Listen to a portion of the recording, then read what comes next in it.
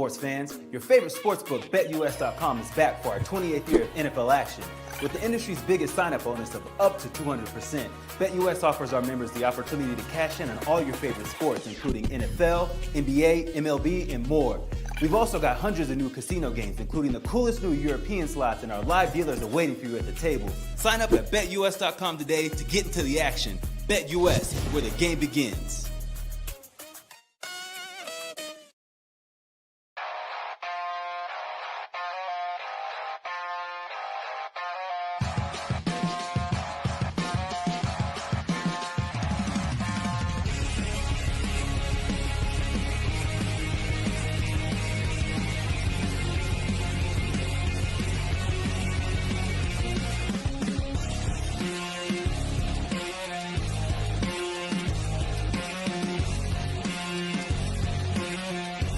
And now, broadcasting live from Las Vegas, the Snake Sports Talk Show with Jake Silva starts now.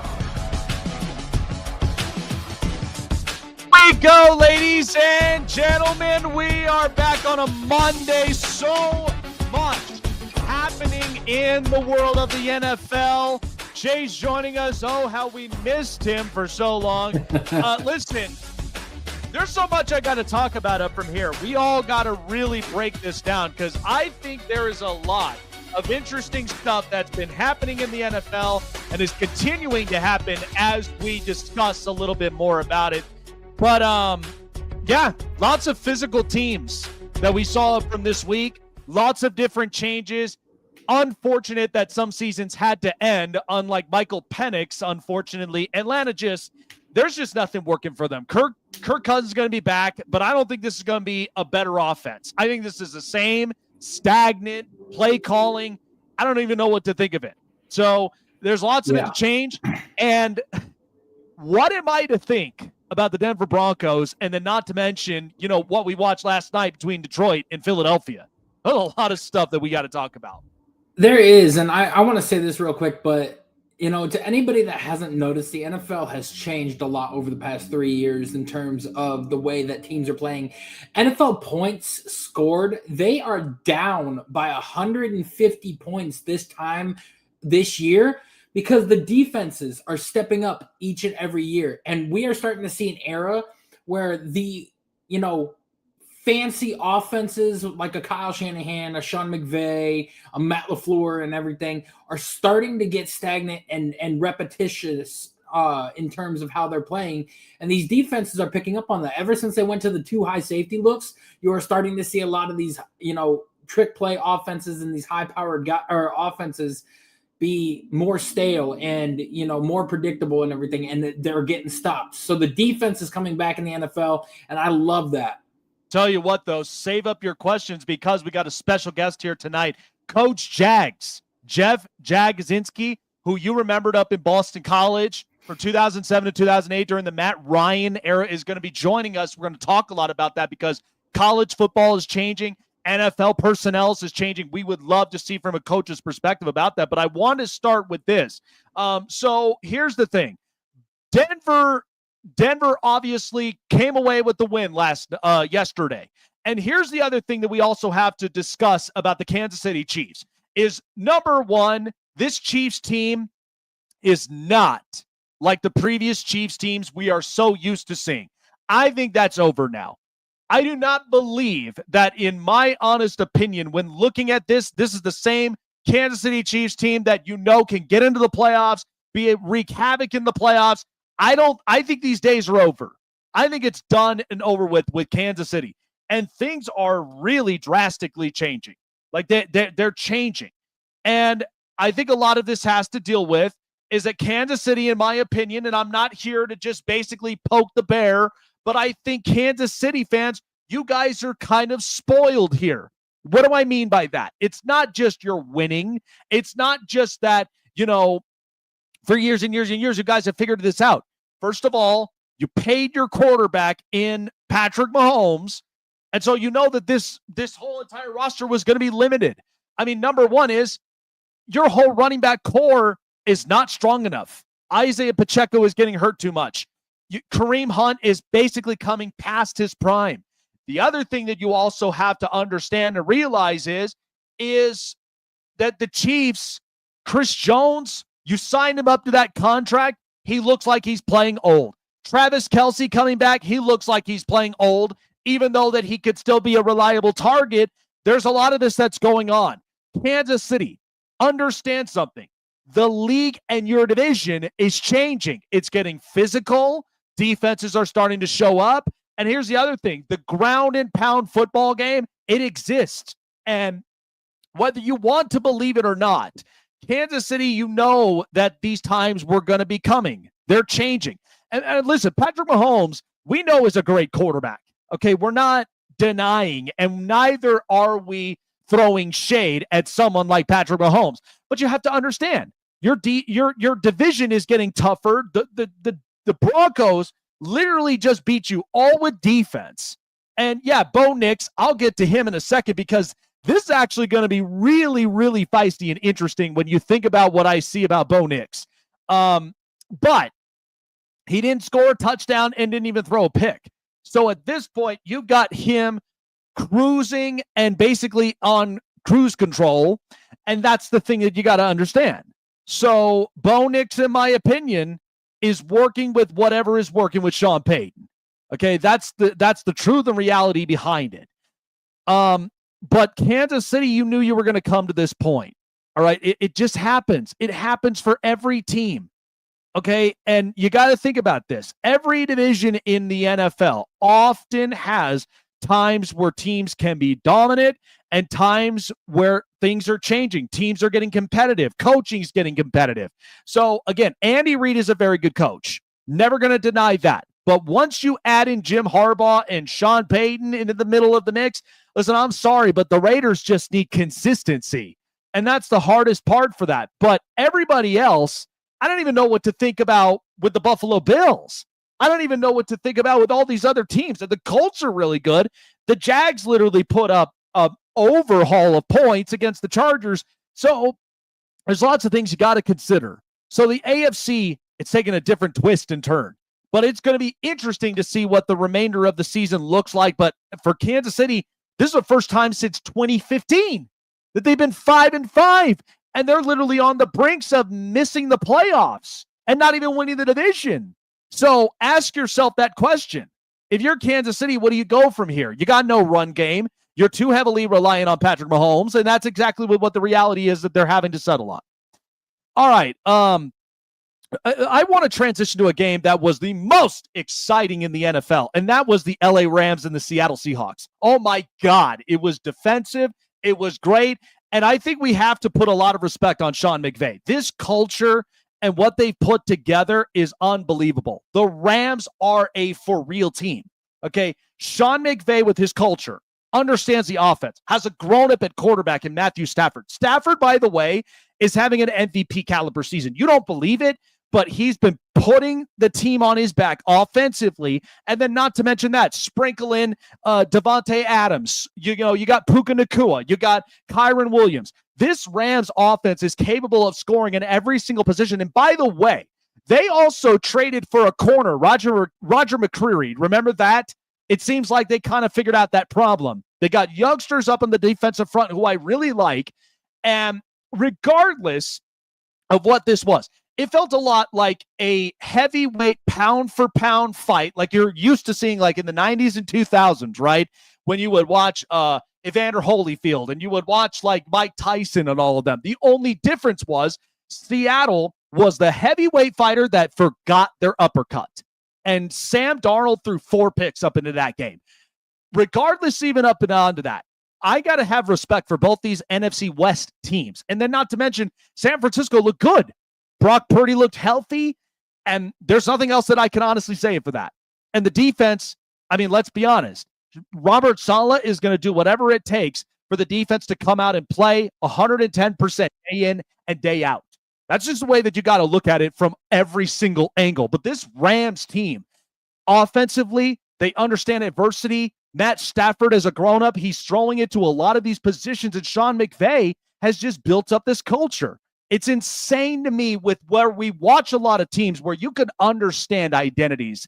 And I think both these identities from Seattle And the Rams are really strong cultures. I got to give credit to Mike McDonald because this team is physical. They don't give up. Regardless of even if Sam Darnold is throwing 4 picks up into this game, they're going to play physical on defense, run the football even harder just to try to penetrate through a defensive front like, the Rams have. But that was a lot of fun. And again, I think Sean McVay bringing in the energy that he does, and even into the locker room, if you watch the post game, it was incredible. I was just like, this is a culture you want to have. Okay.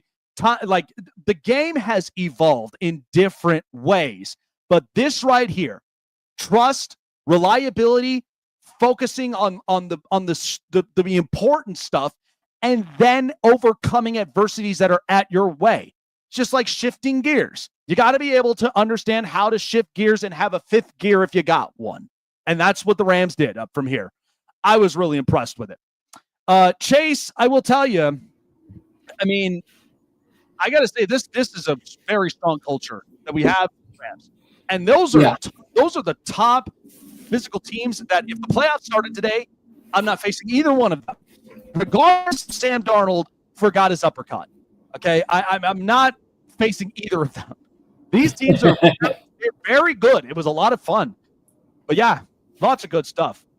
Coach Jackson, I'm excited about this. So I'd love to see what his perspective is right now with college and even up into the pros. Because again, by the way, you heard about the news, right? That Virginia Tech is now hiring James Franklin. He's going to the ACC. I didn't see that coming. I thought he would have been perfect with Oklahoma State, in my opinion. I think Big 12, you get a chance to kind of mix some things up, but ACC against Dabo and the Georgia Tech defense. All right. That is an interesting team to go to. Like, I was not expecting that.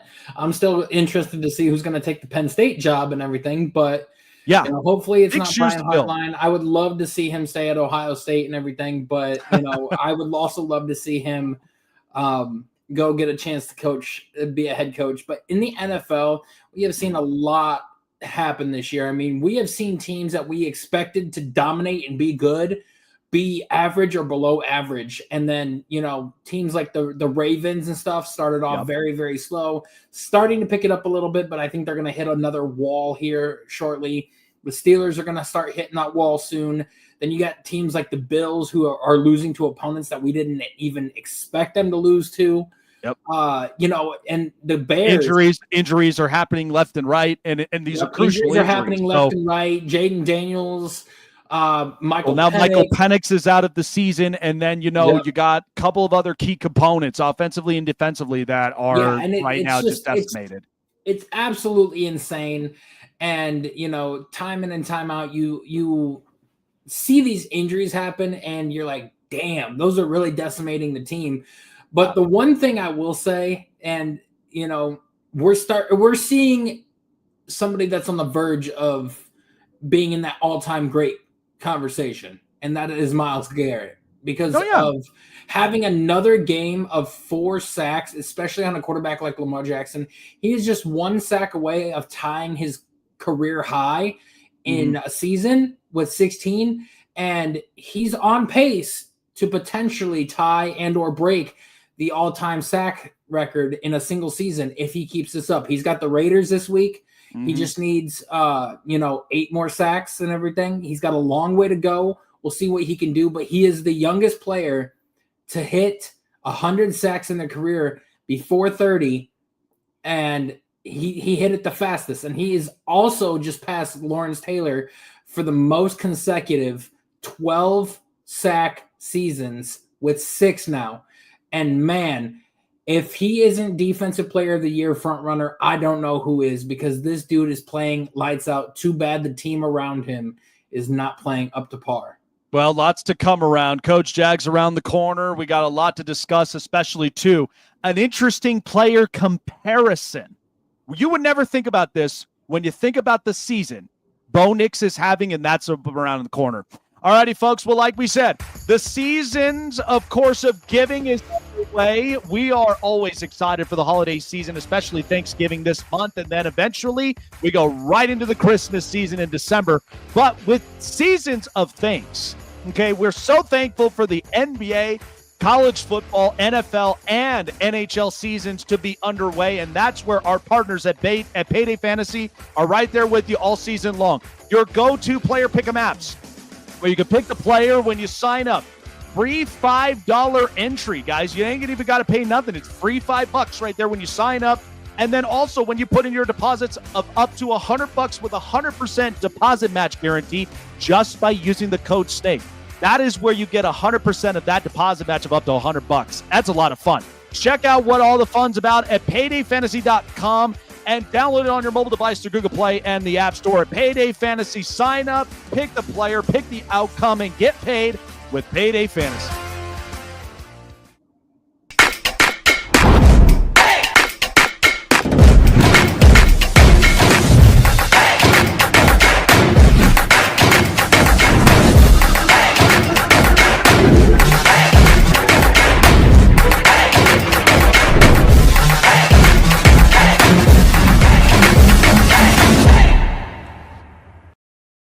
Looking for a show with the best takes and opinions? Want a show with the best coverage around the world of sports? Jam-packed with an all-star interview lineup? Then the best place to find it all, sports and entertainment, is right here. Join Jake Silva on the Snake Sports Talk Show, presented by SeatGeek and BetUS. Weeknights at 8 p.m. Eastern, 5 Pacific on Sports Wave Network. Excited for this interview here with Coach Jags. And listen, coaching has been changed over the course of years, and since I've grown up watching the game, it's been a crazy carousel. And so to join us, who knows a thing or two, a lot about the coaching aspect, from coordinator to head coach, and best known for his seasons with Boston College, Coach Jags, right here with us on the program.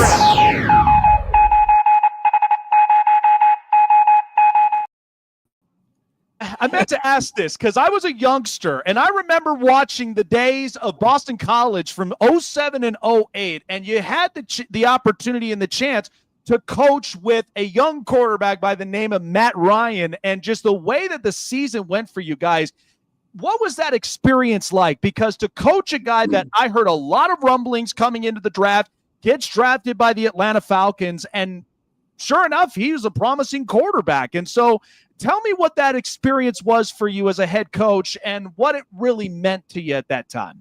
You know, he was one of those guys. I just had my introductory press conference, and I got a chance to meet with the team for the first time, and I walked back up to my office, and Matt Ryan's following me into my office, and I started talking to him, and Matt Hasselbeck, I had him too. Mm-hmm. And I remember calling Steve Logan, who was my coordinator, and I said, Steve, I go, let me tell you what we've got. I said, this kid is super sharp, and I think he's going to be a really, really good one for us. So, like, when he was coming out, when we got him, he was projected as like a 4th round pick, right? Yeah. And he took the playbook and he absorbed that thing in about 2 weeks, and he knew it all. And I remember our first 2-minute drill, Matt Ryan says to Logan, goes, well, what do you want me to call? Because he never ran a 2-minute drill before. Oh, wow. Right? Isn't that crazy? Yeah. And Logan goes, call whatever you want to call. You know, I go, here's your handful of plays. And he did. And Matt really came on the scene. We opened up with Wake Forest, and he threw a pick 6 in the first series. It's like, I said, oh, man. I said, okay. But anyways, we went down to Georgia Tech. It was on a Saturday night game down in Atlanta, and he just lit it up.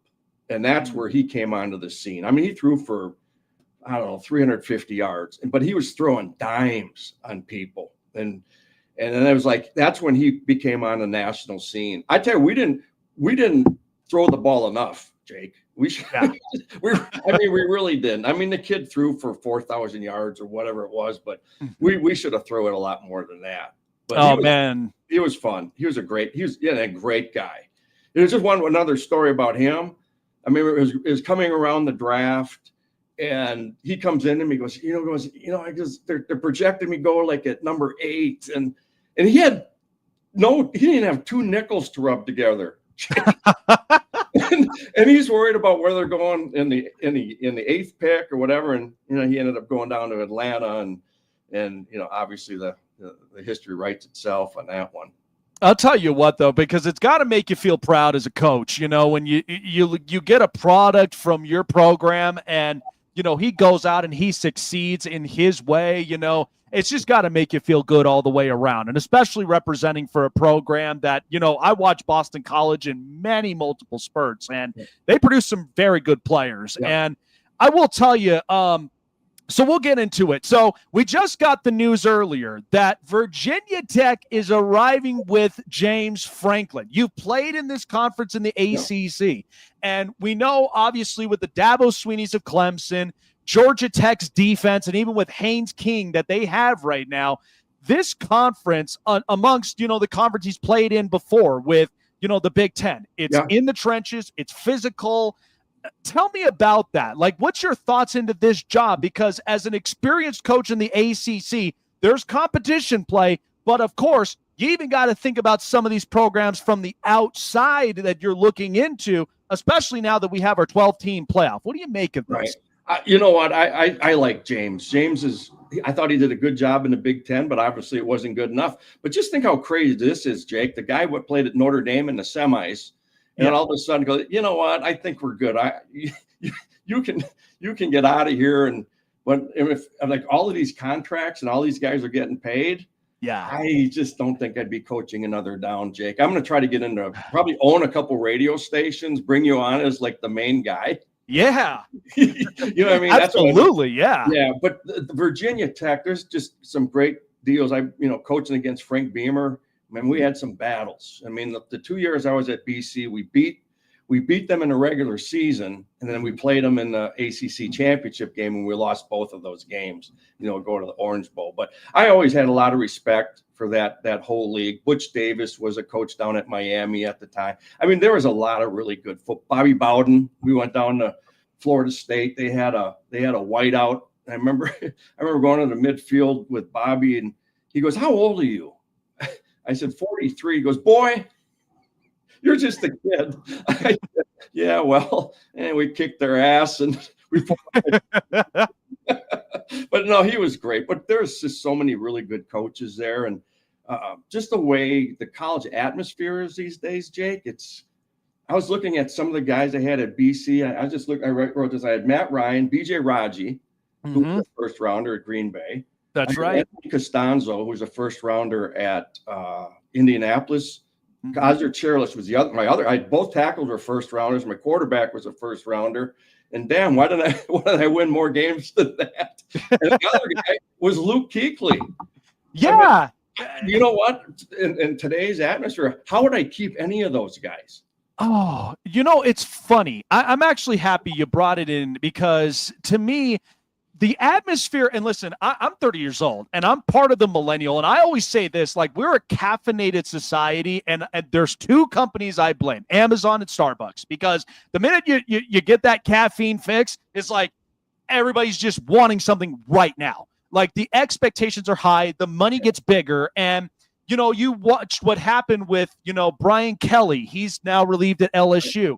Obviously, James Franklin gone at Penn State, goes to Virginia Tech. And then it's like, who else is next? And I mean, the level of expectation is insane. And then, not to mention, throw one on the cake, NIL, transfer portal. It's like, if you were to honestly coach up in this, Coach, I have to feel for a lot of these coaches, you included, because that's a lot of work, because not only are you thinking about recruiting, but you're also thinking about these guys you could tap into in the portal to figure out what position do we got to fill right now, and then get the recruitment to build up in the future. That's a lot of work. And that's got to be like 7 straight days of stress at that point. I mean, there's more stress than that, because the money's so big right now, Jake, and just the money's way too much. I mean, but that's the way college football is. Nick Saban was getting those players. You're like, and I got a lot of respect for Nick, but Nick was getting a lot of the best players too, Oh, yeah. And then all of a sudden that playing field became neutral, right? And everybody else had the money to go ahead and get those guys too. And am I saying Nick bought players? No, but I guarantee he had somebody helping him out on that deal. You know what I mean? So just the way the NIL is now, it's crazy. I mean, I would have never been able to kept all those players at BC, and there's no way that we would have got to like number 2 in the country. It was we wouldn't have been able to keep. I wouldn't have been able to keep those guys because it's just a different deal, right? I mean, Alabama or Auburn or Boston College, they're not in the same playing field, you know. Yeah. So, but I tell you, the guy that's really got me impressed the most and is the guy at Indiana.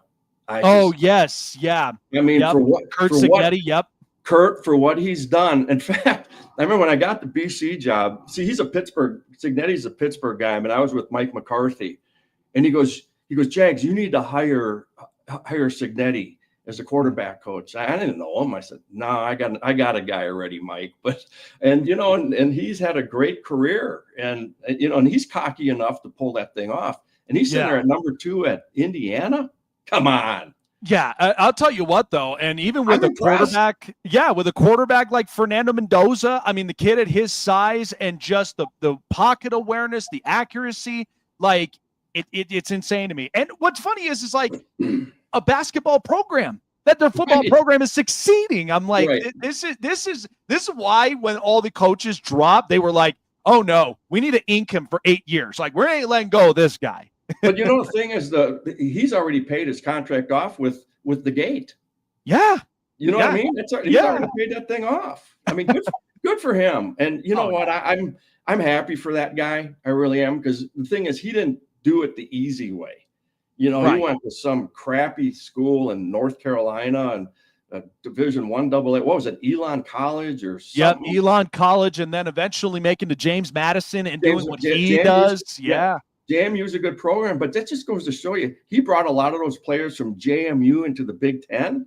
And they're playing like this. It's oh my god, lights out. I know, and I'm pulling for the guy. I really am. It's fun. Same here. This 12-team playoff is going to be. I've never seen anything like it. But what's funny about it is you can't take out Alabama that easily. I mean, the minute that this is no Nick Saban, but you got Kalen DeBoer up over there, and it's like they're back in it after just a year of being away. And then you got all these other programs that are also deeming to be competitive and showing exactly what they have. You know what? Hey, here's the thing about that. You never want to take over for a legend. Oh, no, 100%. You want to be the next guy after that guy, right? You want to be the next guy after DeBoer. It's like, okay, here we go. Right? It's hard to follow Bobby Bowden. Just the guys that we were talking about, Bobby Bowden and Frank Beamer. It's like, it's hard to go after a legend now. Yeah. Tough. Hard shoes to fill. Yeah, absolutely. Especially too, you still got the legends of Bear Bryant, a lot of these other great coaches. It's difficult. It's bigger shoes to fill. So I gotta say, you've had the opportunity of experiencing both in the college and the pro level. And I know, like, right now, there are 2 coaching jobs that are open in the NFL, potentially going to be more the closer we get to the end of the season. Now, as a coordinator, because I'm watching the Giants game, right? And watching the Packers. And I got to say, my biggest question was not of that, like, it's all over for the Giants, obviously with Dable gone, but Mike Kafka, who has had experiences with Kansas City and a couple places, he's known to clean some things up and then try to structurize it as best as he can. I watched a couple of some plays, Jeff, and I felt like he got some things together on his play scheming. Watching Jameis Winston, simple throws, not do too much. The Giants' identity looked a little different. Now, here's the question now. Do you want to go through the headache of going through a new coaching staff, new coordinators, or do you feel like you might have a little something here with this coach in Mike Kafka? Here's the thing, Jake. I do a Locked On Packers squad show. So we had this talk last night about the thing that I was impressed, and he's not going to get the job. There's just not. You're just not going to hire a guy. I mean, they're 2-9. They're not going to do. They're not going to do that. They're going to get a sexy hire because you got to win the press conference in New York. You do. Mhm. I don't know who that guy is, but I'll tell you one thing that Kafka did last night is on fourth down, he went on 3 or 4 times and made it. He played to win that game. He didn't play to like, just punt it. He didn't care, and he coached that way. And I don't know the man personally, but I was impressed. Jameis Winston, I mean, the guy ran a crappy route. That's why the thing got picked off. He didn't run a corner route, and he threw a corner pass, and the thing got picked off right there at the end. But I think, there's a lot of good coaches out there, Jake. There's a bunch of guys out there that are really good, and I hope for them they're deserving. But they're all young now. I'm an old guy. Yeah, they are. But they're like your age. I'll tell you what, though. I mean, even when you look at guys like the McVays or the McDonald's or these guys, I mean, of course you're going to want to try to find the guy. But in my opinion, when I look at it, I'm a mixture of old school, new technology. Who is that guy for you? I think for that guy, I'll be honest with you. Either I got 3 coaches in mind. Jesse Minter, for one. I coached with Jesse at Georgia State. How good was he? Was he the guy that you knew could change a culture right then and there? Or well, here's the thing. His dad was a head coach at Cincinnati.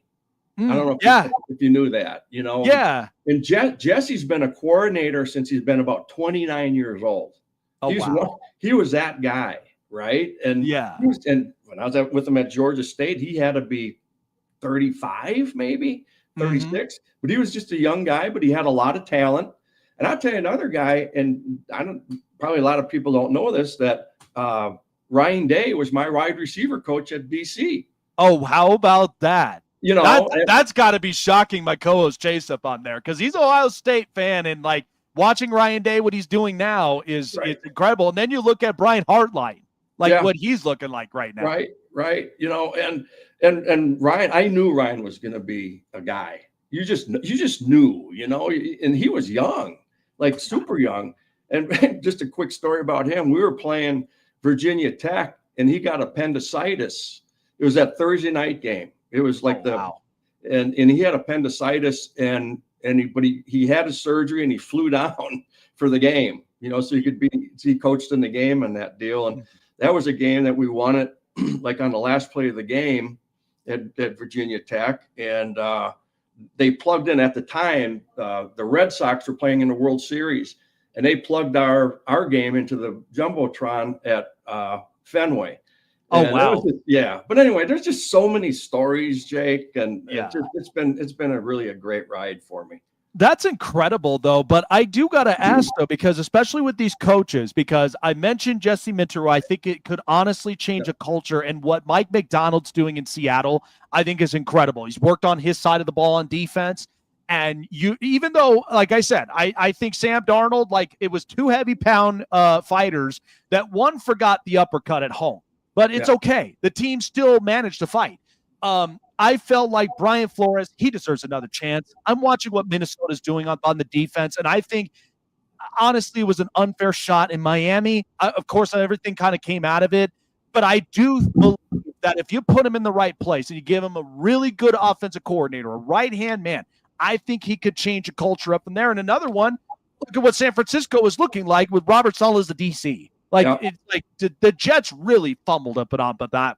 But do you believe we're coming to a point whereas the game is just quickly evolving? Now, you still got your Andy Reids and your Jim Harbaughs and a lot of them that are still kicking around. Those are old school guys. Yeah.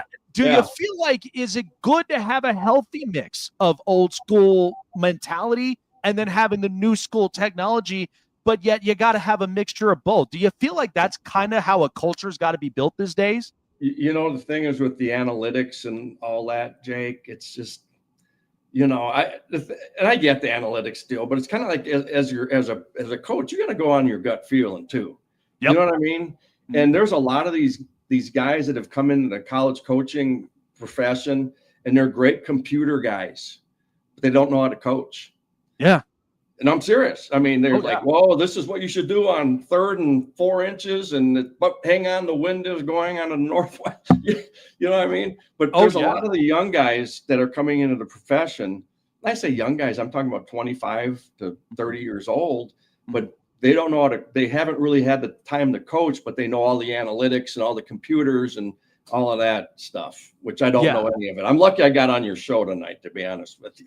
Well, I'll tell you what, though, I'm happy you did, because to me, like, listen, I've always loved old school. I mean, I've grown up with old school baseball in my life, watching the World Series and, watching a lot of the great broadcasters. And to me, it's like analytics statistics are cute, but to me, I'm all about manalytics. I'm about that fire in your belly, gut type of thing. When you're in that situation, it's like we talk about the tush push all the time. You're on a 4th and 1, 4th and 2. What are you going to do from there?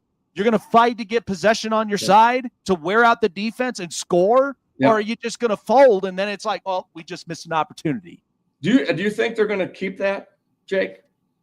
Honestly, I mean, I hope they do. I really do, because to me, it's like these youngsters and what I believe in, and I'm a big advocate for this, and I say as America's honesty mind, I cannot lie to my audience, but to me, you got to have a mixture of both. You got to have the older generation to be willing to put their arms around the youngsters and coach them and structurize them and make them understand it, while they are developing right now with these technologies of, like, the completion percentages, efficiency, and all this other stuff. But it's like, you got to have the experience too. If you've been in there, you've heard the roaring of the crowd, because especially as a college coach too, when you go to different campuses and different stadiums, oh man, could you imagine being in a night game in Death Valley, or even up in Ann Arbor in Michigan? It's like, what are you going to do from there? We played. I remember playing Clemson down there. Tommy Bowden actually was the head coach at that deal. We won on like the last play of the game in that Death Valley. Now, what an atmosphere! There's some great atmospheres and great venues in the ACC. There really are. It's fantastic. Yeah. And to me, like, I live in Colorado. It's really a cool thing. It's funny. I live in Colorado, and I have yet to go. Yeah, I have yet to go down and see. Jake, up in around close to Denver. I'm up in Parker, but I'm willing to go about 45 minutes to go down to Boulder to watch the Buffs play up in Folsom Field, and I got to see with my own eyes. I'm like, what's going on, Prime? Like, what is happening up in this? Right. I tell you, how about a $10 million deal and you're winning 3 games? I got to get a contract like that, man. Right? Like, the money's just getting expensive, and it's like 3 games. But you're not winning. Nobody.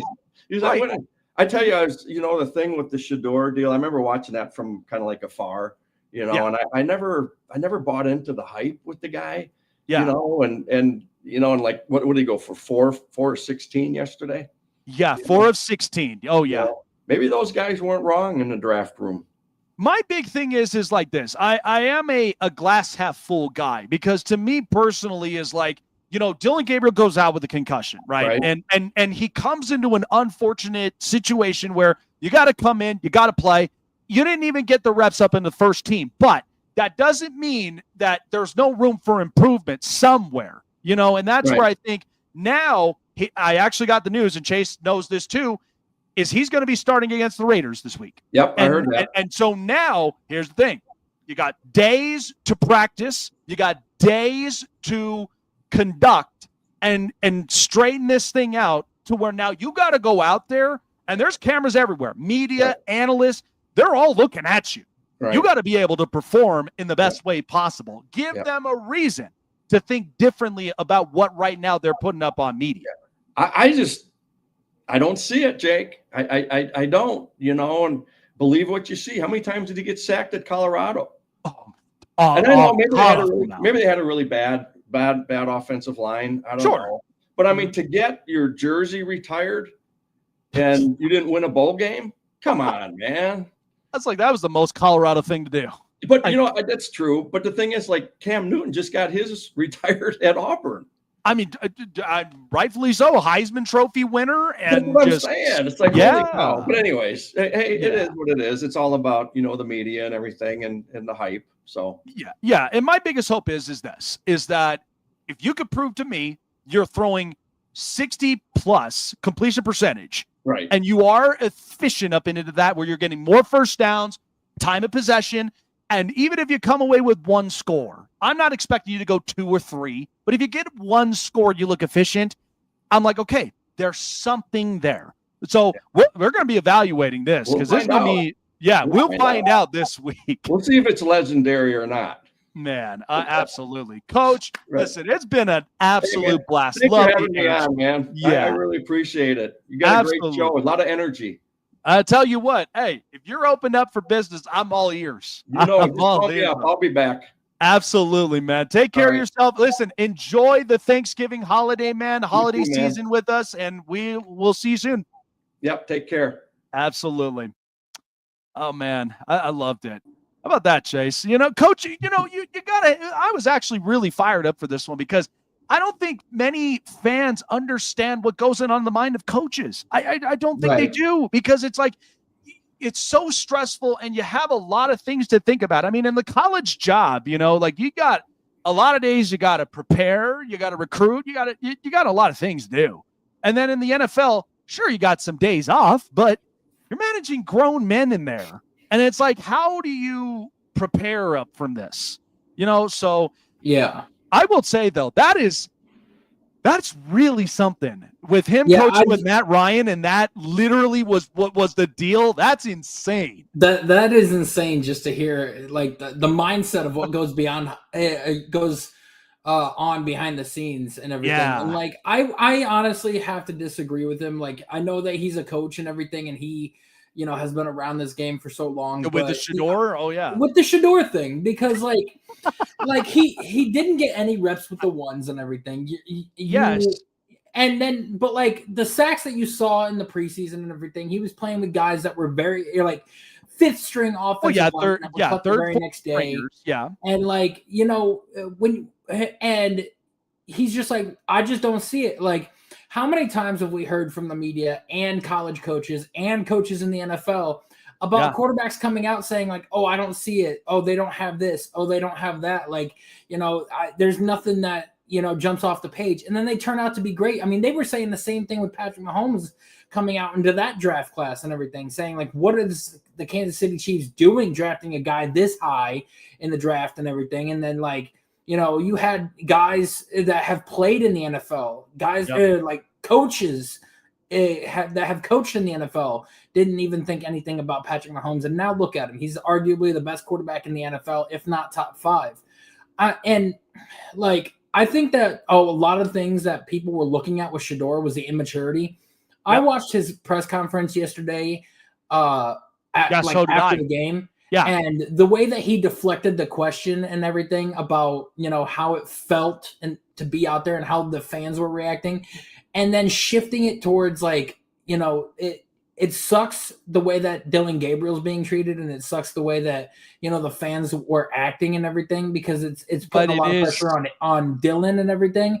And like the way that he answered that shows very high class, very high maturity, and very great leadership and everything. And I think what we're going to hope. Too quick to judge Shador because he went 4 for 16 with 1 interception and everything and didn't do very well. Like, I agree. Of course you didn't.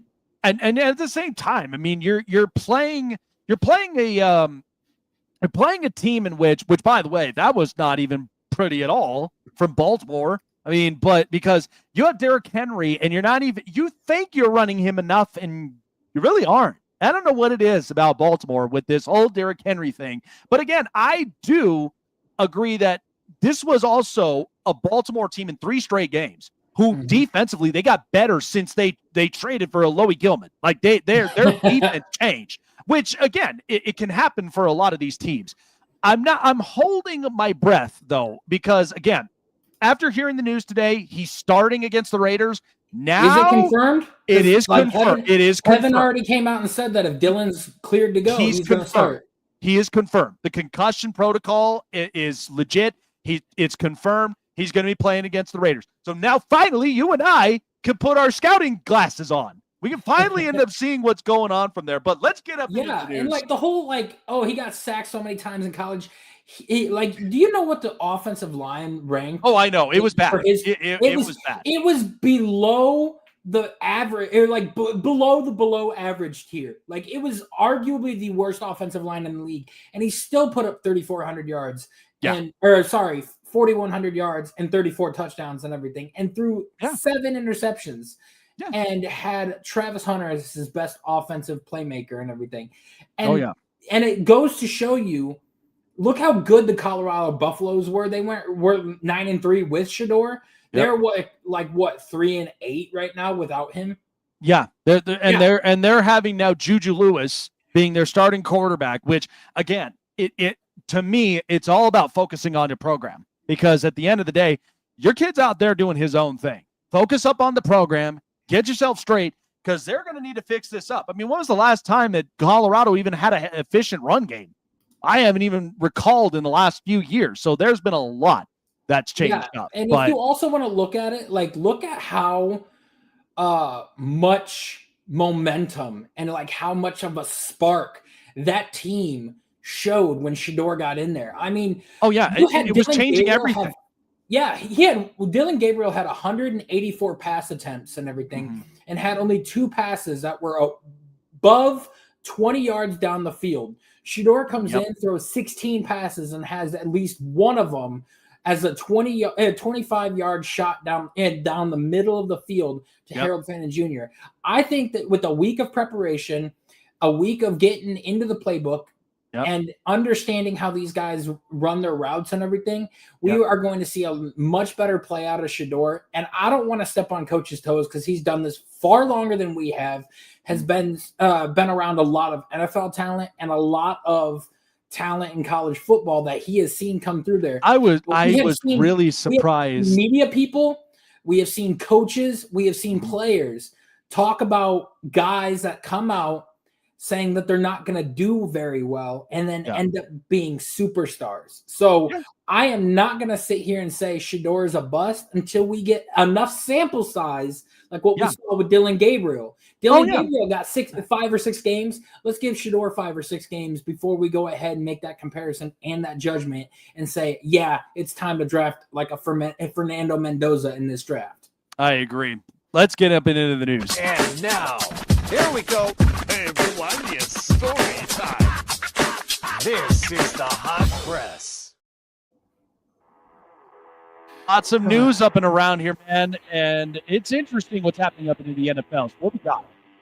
Lots of news that has gone on. You have seen the injury bug plague a lot of people. Garrett Wilson has been put on IR. Sam Laporta has been put on IR. J.K. Dobbins just recently got put on IR. And now you have Michael Penix Jr. and Drake London going on IR as well. And it's absolutely insane the fact that the injuries are piling up for a lot of NFL teams this year. And in the midst of teams that are on the borderline of playoff teams and, could use these players. I mean, Omarion Hampton is a guy who he'll be back after the bye. He had a high ankle sprain in week 4. And it's been almost 6 weeks and he's still not back yet. I'm like, high ankle sprains do not take that long. They don't, but here's the thing. They are precautious about just the severity of it because, again, these are your superstars. These are your guys that are going to be the movers and shakers in your organization. I will say this. Like I told you, I really expected Atlanta to be better than this, but this is disappointing. And I think it's unfortunate. I understand Kirk Cousins is coming in, but Chase, I'm telling you, this offense looked so stagnant. I don't know what the deal is. I mean, Bryce Young, he looked good in Carolina. And I think it's just sad and unfortunate. This team is 3-6.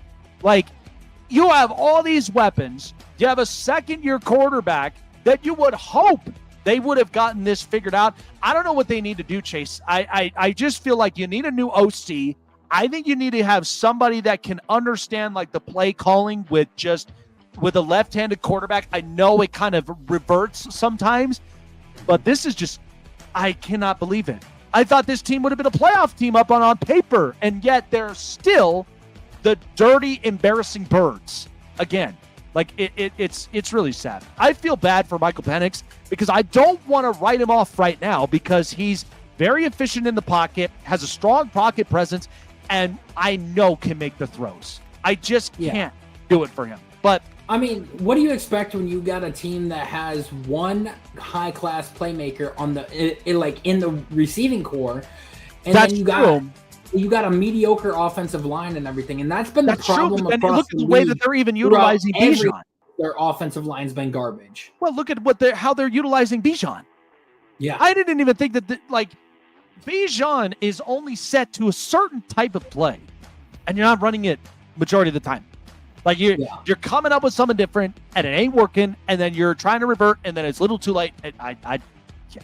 I just think it's unfortunate because here's the thing: Jaden Daniels now has more injuries accumulated on him, and Bo Nix. I mean, we'll get to that in a second, but you'll be surprised what I have for him.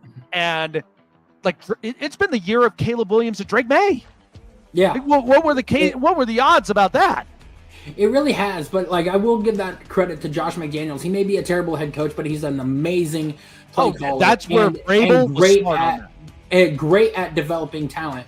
Let's move on to the disciplinary side of things for the NFL. There's been a lot of discipline action that has been taken in terms of handing out suspensions or fines left and right in the NFL. And the most recent one is Jamar Chase has been suspended by the NFL for at least one game for the so-called spitting fiasco that happened against the Pittsburgh Steelers. Jalen Ramsey's been known to do that his whole career against a lot of players and has been caught on tape doing it. But now you have a spotlight going on with the Pittsburgh Steelers and the Cincinnati Bengals, and then the big scuffle. And now Jamar Chase the Bengals are going to be without arguably their top offensive playmaker coming into this next game that they have. Yeah, you know what? This has been a year of players just spitting. Like Dak Prescott and Jamar. What the hell is this about? Like, Jalen I don't Carter, know. yeah. Jalen Carter. And so I don't know. I feel like these guys need to clean the act up. I don't care who did it, but the fact of the matter is, and remember, you spit on somebody, like, you know they're not going after you. They're not even thinking about anything else. They're just going after you, okay? And I don't believe, like, Jamar Chase honestly was in the right for that. Because regardless of how Jalen Ramsey had to hold a lot of that stuff in. But still, I just feel like there just has to be that disciplinary. I mean, the NFL got it right with 1 game suspension because now you're just basically looking at, and then once again, here's Joe Burrow throwing his hands up like, bruh, what are you doing? You got a contract extension and you're spitting? What are you doing? Like, and that's where you look at now with the remaining games Cincinnati really has. And then you really think that if Joe Burrow, if he comes back healthy, you think he's going to be fond of that? I wouldn't. As a star quarterback, I wouldn't be. I wouldn't be shocked if they set Joe Burrow for the rest of the season so that way that he doesn't get injured. Your playoff hopes are over. You're not really going to see a whole lot from the Cincinnati Bengals. I'd say just sit Joe Burrow. Let's move on to the news that we just talked about a little bit ago. And if it is official, I didn't see anything on it and everything, but we've got Shedeur Sanders making his official NFL debut, like true NFL debut, starting a game versus the Las Vegas Raiders in Vegas this next week. Now, the thing that we are going to have to check out is if he goes out there and balls out with these number 1 guys and, he leads them to victory, we will see a multitude of different things unfold for the Cleveland Browns. 1, will that save Kevin Stefanski's job if Shedeur ends up winning a few games down the stretch because of that? And number 2 is, do you go back to Dylan Gabriel if Shedeur ends up balling out? Because what a perfect game for him to go in against, because you got a team that does not have a good secondary, has a mediocre offensive line, and has only Max Crosby that you have to worry about on the defensive side of the ball. And, if this turns out to be what the Browns need and is the future, you can go into the draft knowing, okay, we don't need to focus on drafting this quarterback. We can trade back. We can get one of the top offensive linemen and then work on trying to get a couple picks acquired for next year and go after a top offensive playmaker like a Jeremiah Smith. This would be the most perfect setup for the Cleveland Browns for the future. No, I completely agree. I think, one of my big things, and we've been talking about this for quite some time, is that now because the opportunity, so they came back with the MRI and they have confirmed that this concussion protocol is going to want to leave Dylan Gabriel sidelined for a week, like just to at the very least be on the safe side. So this allows for Shedeur to now have to prove to himself what he's about, and at the same time how he'll look even with just the first team reps. I mean, the funny thing of it is like you come into a lot of unfortunate situations have happened in the NFL. I mean, Justin Herbert had to come in when, Tyrod Taylor and the needle and all that stuff, he came in and he looked really good against the Chiefs in week 2. And then you look at a couple of other teams that have looked good. I mean, unfortunately, the Giants, they have no healthy offensive line, but Jackson Dart is the future. Like, he's very good at what he is right now for New York, but you got to fix up that offensive line. The last thing you want to do is leave your quarterback in 4 concussion protocols, and then now he can't even look straight. That's the one thing that, like, with Shedeur is now give me pocket awareness, give me efficiency on the short, like under 20-yard, and then show me what you can do as far as stretching the field out, because that's what's going to be the most important thing for a lot of our scouting eyes, is that he just has to be efficient enough to overcome the adversity, knowing where Cleveland's situation is. But, I mean, if he could do that, then there's something else to talk about. But until then, take the practices, take what you could get from it, and we'll see you Sunday. That's really what best way to help him prepare is unleash Myles Garrett, unleash this defensive line. Make it at practice to where he is the most uncomfortable and can still make something happen. Because if he can do it against our D-line, against arguably the best defensive player in the NFL in terms of edge rusher, if he can do it against this defense and this edge rusher and this defensive line, he can do it against anybody. And if you can get him comfortable enough in the pocket to where he is okay with stepping up, making the big throws, is aware of what's going on around him, we are going to see a much more poised, ready, and dominant Shedeur than what we saw for his debut against the Ravens this past week. And I'm telling you this right now, it'll be the Las Vegas Raiders, and it will not be a high-powered team. But we have failed to put up more than 23 points as an offense collectively. If we can go in there with Shedeur and he puts up 25 or 30 points, there is no way that Kevin Stefanski can deny and go back to Dylan Gabriel after a performance like that. Yeah. There is no way that you can do that in the NFL. You already know this is going to be a dicey situation, but we'll see what pans out for at least for both parties. And the last piece of news that I've got, because it is a lot, but there has been a lot of NFL scouts at these games watching these quarterbacks, Fernando Mendoza, Dante Moore, even though he has already come out and said that he's going back to Oregon, he might change his mind if his agent believes he could be a top 5 pick in the draft, and then Ty Simpson. But the one thing that a lot of people are not seeing is that these NFL scouts are at the Utah games, the Alabama games, the Florida Gator games, because they are looking at these offensive line prospects. We have had a multitude of teams have trouble with offensive line and trouble drafting them. I think that we have a quarterback developmental problem in college football. There's also an O-line developmental problem in college football. And when you get a lot of these top offensive linemen that get drafted, they're either having difficulty adjusting to the NFL, or they are not developing properly in college football. And a lot of teams now, their biggest priority is protecting the assets that they are either going to get or already have. So these offensive line prospects are getting scouted more and more against a lot of these SEC teams to see how they're playing, because they want to know what they're going to be getting for the future, because offensive line's been a big miss over the here's past few the years thing. for a lot of teams. Here's the thing.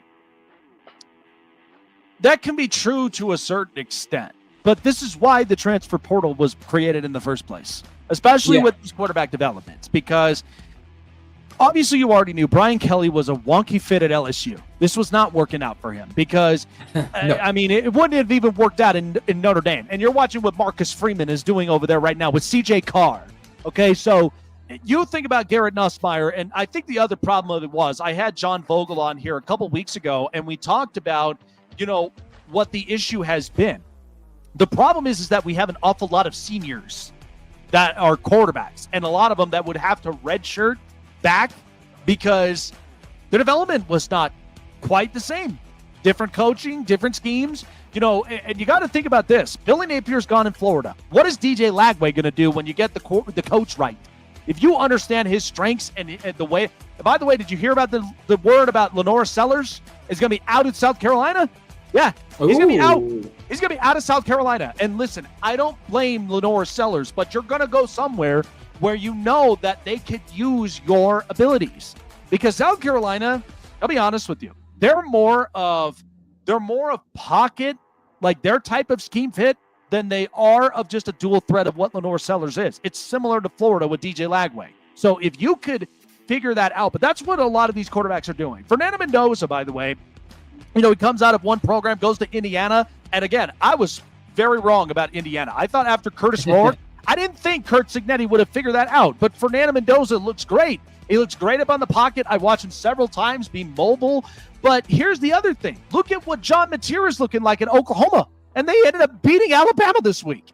Look at that to be a possible destination of having where Lenore Sellers goes. Yeah, that could be a position of a position in which he could be very good at, because or honestly, USC. I think, well, here's my thing. Jordan Mayava, I think what Lincoln Riley, what he has proven is that even with the quarterbacks that he's had in the past, Jordan Mayava looks pretty clean. He looks a lot like your Mac Jones, like Brock Purdy type, where you're getting the distributed throws, and USC, they're making up for it. And all they have to do is just get the defense, run game, staying consistent up into that, and I think Lincoln Riley would be in good shape. But yeah, I think that's a lot of it. I don't think it's necessarily because college, here's the thing. You get quarterback camps while you're up in high school. You have plenty of time to build and develop. Okay, from there to college, it's the pros in which that they don't develop well because it's high strung. It's, expectations are high and they're fast, and you have to do it now because that's just the way that it is. Everybody wants to win. Nobody wants to lose. And that's exactly what the predicament that we're in. But that also fails a 3 to 5 year project. Okay, you also have to look at the downside, the con side of it. Because if you don't give this puppy time and patience and let it grow, that's why a lot of coaches also get fired. So you have to be able to work your side of the ball and even get the right prospects up from here. All right, Chase of the news. And now, here we go. Hey everyone, it's story time. This is the Hot Press. All right, listen, even though that I live here in Denver, Colorado, and I am impressed with how the Denver Broncos beat the Kansas City Chiefs this week. Here's the thing, though. You also got to understand, it was actually pretty crazy, but I think there's actually some truth to this. So the way the Broncos are playing right now this up-and-coming season, they are in the driver's seat to being the number 1 seed in the AFC. It's not Buffalo. And as much as I love Indianapolis, I don't know. They may end up fighting it for that position as well. So, with the Broncos, I love their defense. But the biggest million-dollar question has always been, what do we know about Bo Nix? What do we think of him? And it's actually kind of interesting. So yesterday, he came away with 24 of 37, 295 passing yards, and had no touchdown score in the air. Neither did he throw a pick. And it got me thinking something. So I don't remember, and I don't recall an analyst that was up and on the radio on Fox Sports, but apparently he made a comment, and it got me doing a little bit of some digging research. People will think this is crazy. I don't think it is. So I present to you, and I do this as a fun thing here. I do kind of like a quarterback mystery type of deal. This is the first time I'm actually ever doing this. So, okay. You watch Bo Nix right now in 11 games. 61.2% completion percentage, 2,400 passing yards, 18 touchdowns, 8 picks, 86 passer rating. Okay, so keep that in mind. Keep that in mind. Look at the quarterback next to him.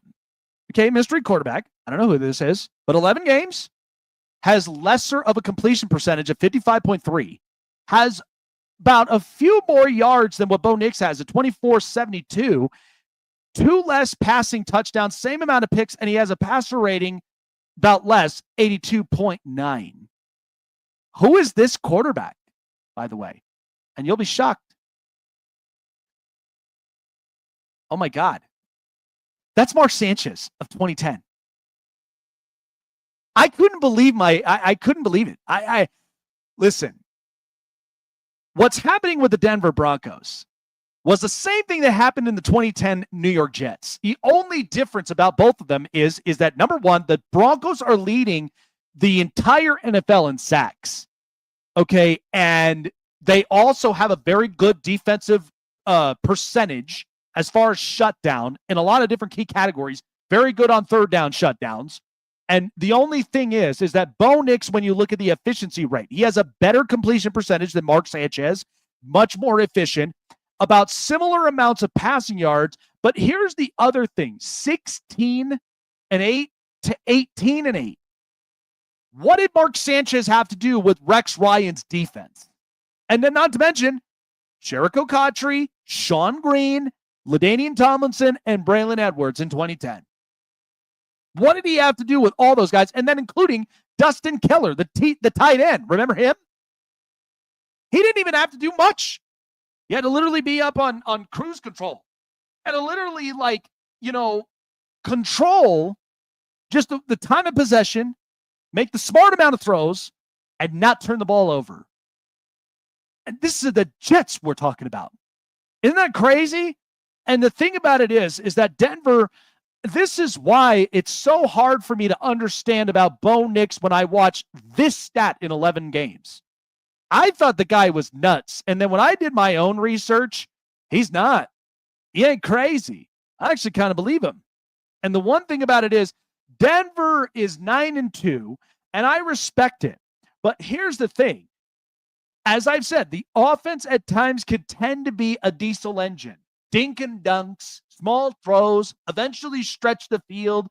But a 22-19 game, I mean, here's the thing. You're without J.K. Dobbins for the entirety of the season. Okay, that hurts. But however, though, Jaleel McLaughlin, and then you also got the rookie R.J. Harvey, and then you got Bo Nix's feet. Okay, so they're running the football in any and every way that he can. And that's one of the things that Sean Payton, what he likes about it is that that's the stuff that it's manageable. But I couldn't even believe it because this is also similar to the New York Jets in 2010. Because Mark Sanchez, when he came into the league out of USC, you all remember this. He didn't even have to do much. He had to make the clean, precise throw. He had to basically be less mistakes. And then, not to mention, you had to think about, for several of those occasions, how many times, you watch that Jets offense and how many times that it had to get going at some point. But it was defensively with Bart Scott and a lot of other good pieces. Darrelle Revis in the secondary. I mean, you got Pat Surtain, but they got a lot more pieces in the secondary. So to me, Bo Nix looks a lot like Mark Sanchez. Whether I'm hurting feelings or I'm poking bears, that's what I believe. I thought the guy was nuts. I really believe him.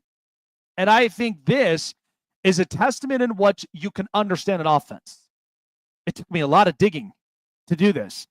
Bo Nix, I know a lot of people don't think that he's the sexiest quarterback than when you think about it, from Caleb Williams to Drake May. But it's manageable in Denver's offense. It's not manageable to Washington.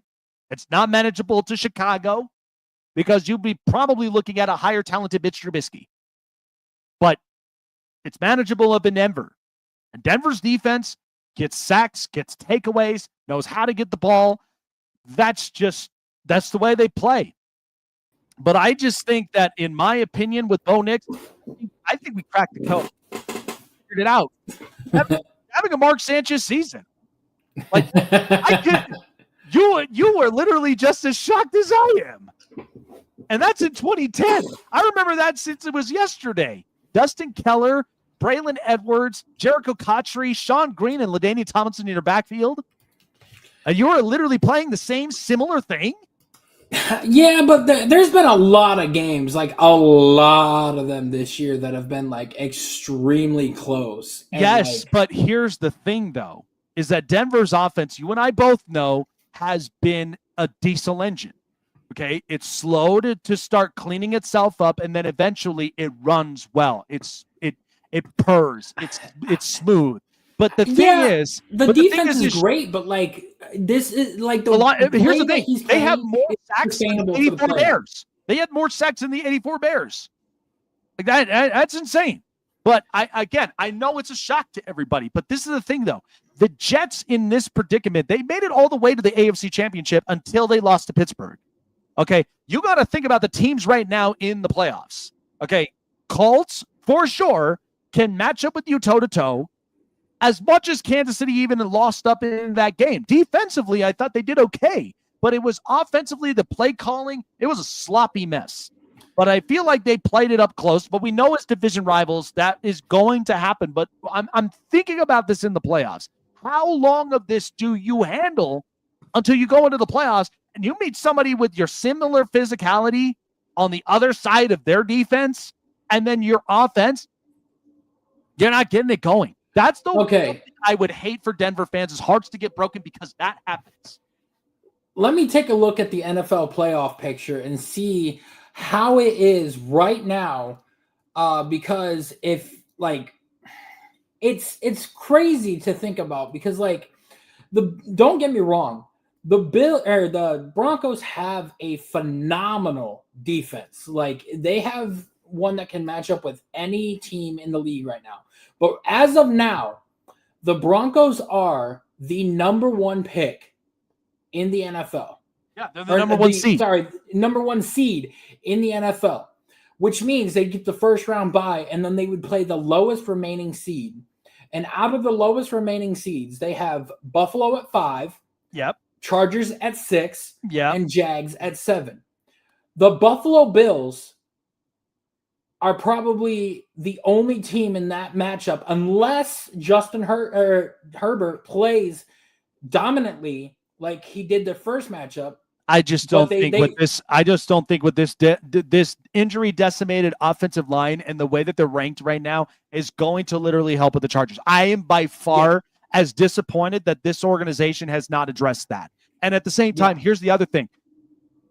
To me personally, when I look at these two teams, or these three, two of them are likely favorable, Buffalo and the Chargers. Because here's the thing. Buffalo, that defense has given up way too many points. Way too many all season. And you're Sean McDermott. You should have figured this out by now. Mm-hmm. And that's why I think he's on his heels. The Chargers, they need a lot of offensive line help. Now, granted, they're getting Amari and Hampton back and all the rest of it. But look at the team that right now is currently 3-0 against the AFC West. That's the Jags.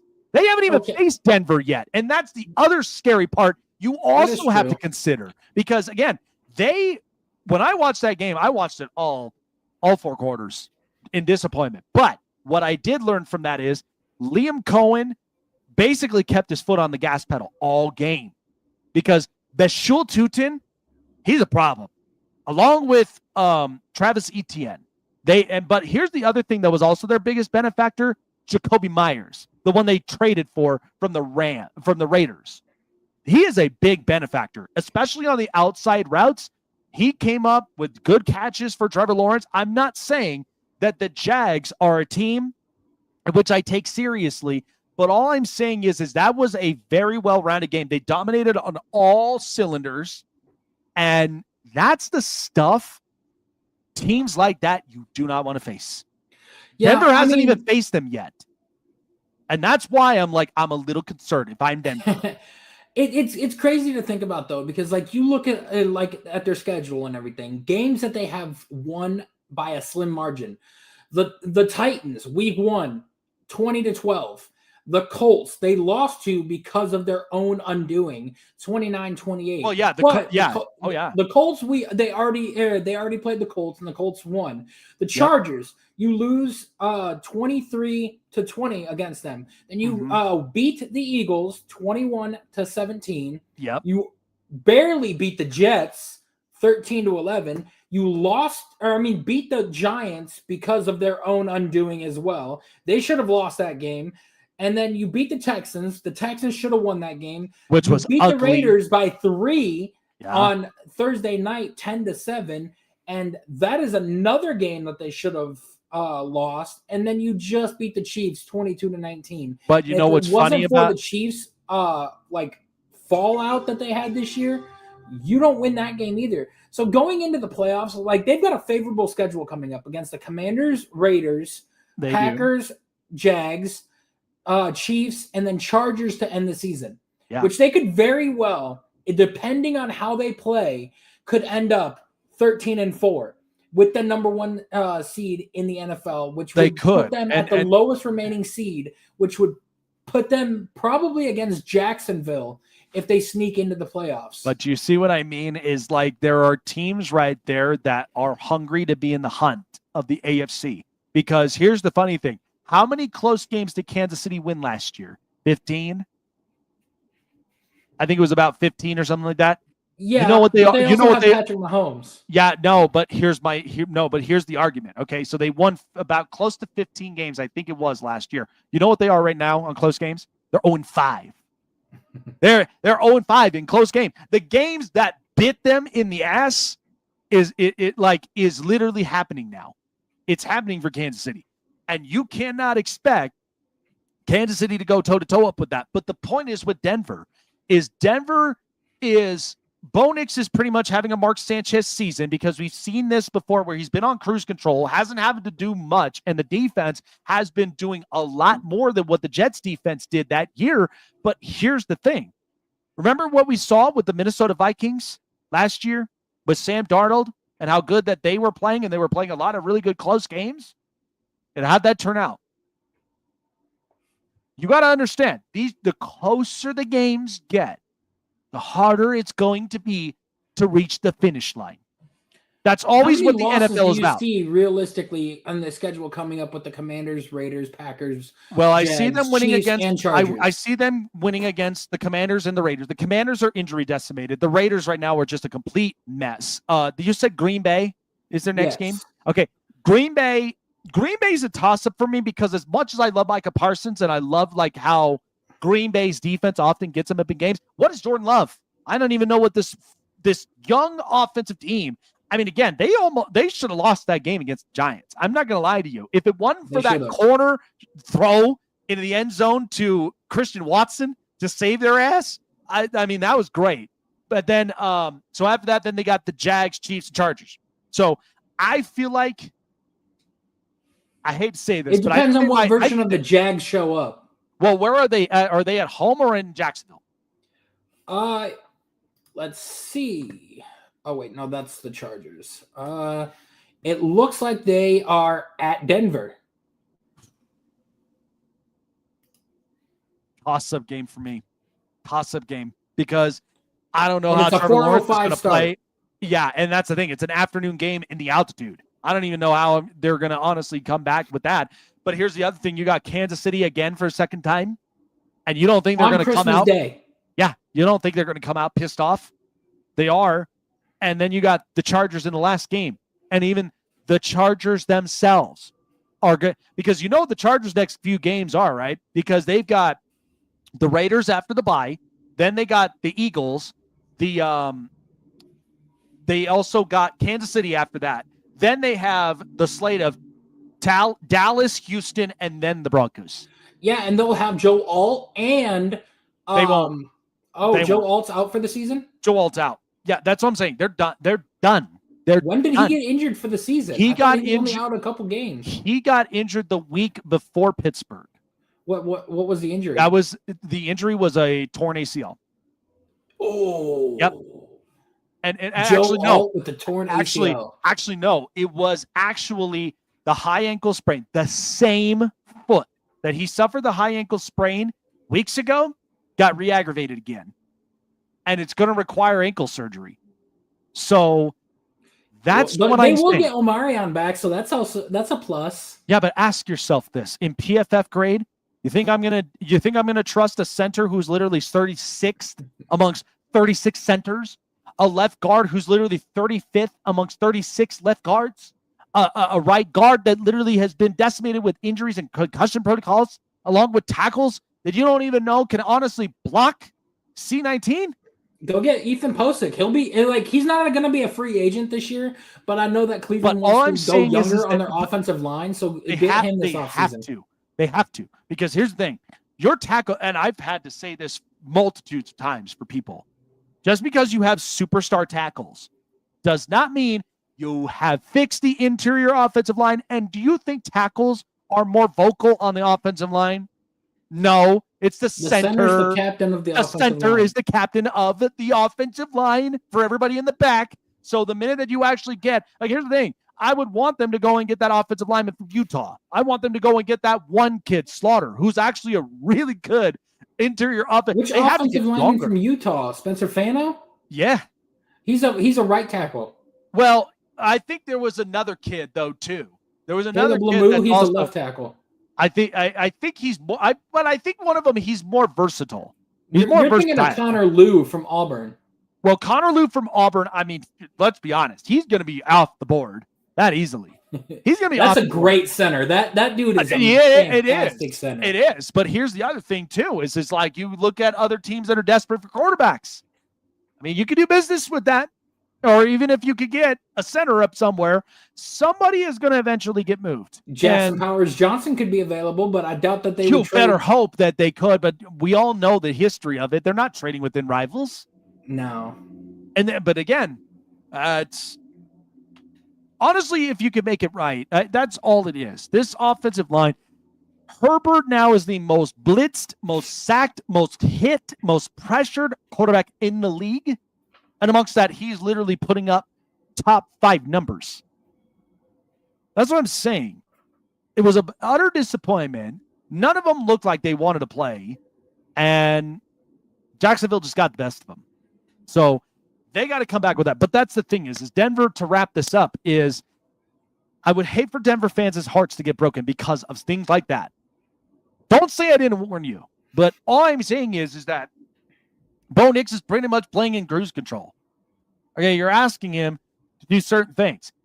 I mean, what would the Eagles be without Lane Johnson with Jalen Hurts? Jalen Hurts, you know what's funny about that is that Lane Johnson actually contributes more to Philadelphia's Lane Johnson's wins. out for the next 4 to 6 weeks. Yeah, what do you think Jalen Hurts is honestly going to look like without his star tackle? Ooh, I am curious on who the Eagles play. I think the Eagles are playing another physical team, though, I think. Let's see. All right. So their remaining schedule, they just played the Lions. They play the Cowboys this next week at 4:25. Then they play the Bears, the Chargers, the Raiders, the Commanders, the Bills, and they round it out with the Commanders to end the season. Yeah. And they're going to be 4 to 6 weeks without Lane Johnson. I'm telling you, this was very much an 11-6 season when I saw it around the corner. By the way, how's that Patriot take? How's that one working out? I told you that the Patriots will be making the playoffs before Pittsburgh. It seems like that one. Pittsburgh's number 1 in the division right now, so they'll make the playoffs. Yeah, but you know what? Your worst nightmare is Aaron Rodgers having a wrist injury. You know, is that? Mike Tomlin went to the playoffs, winning 3 games in a row with Mason Rudolph, the one year, finishing 10-7. I am done Yeah, what doubting happened? He the got Pittsburgh blown. He got Steelers and blown Mike out Tomlin. against Buffalo, didn't he? They did, but they still made the playoffs. Like, I'm done doubting Mike Tomlin and the Pittsburgh Steelers because he somehow, some way, finds a way to have a winning record and makes it into the playoffs. Gets bounced the first round, but makes it in. And it's just year in and year out, you're seeing the same thing over and over and over again with him. Now, I know that the ownership's getting frustrated with Mike Tomlin because of the lack of playoff success and everything. And there could be a change around the corner with him, but we don't know. That would be the biggest blockbuster news that we would ever see come across this channel if Mike Tomlin got fired. Well, wouldn't be surprised. That's I literally wouldn't. what you do get what you sign up for up from there. Some coaches overstay their welcome with an organization because they've just been there too long. They're coasting on cruise control.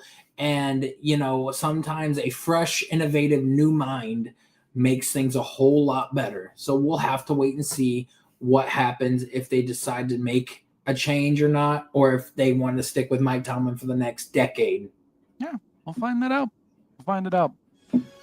All righty, folks. We appreciate you for coming by on the show. Shout out to Coach Jag himself, man. What great insights that we had from him. I was fired up about it. But lots to come here on the Facebook Talk Show. Tune in for us on Thursday because we got more interviews coming your way.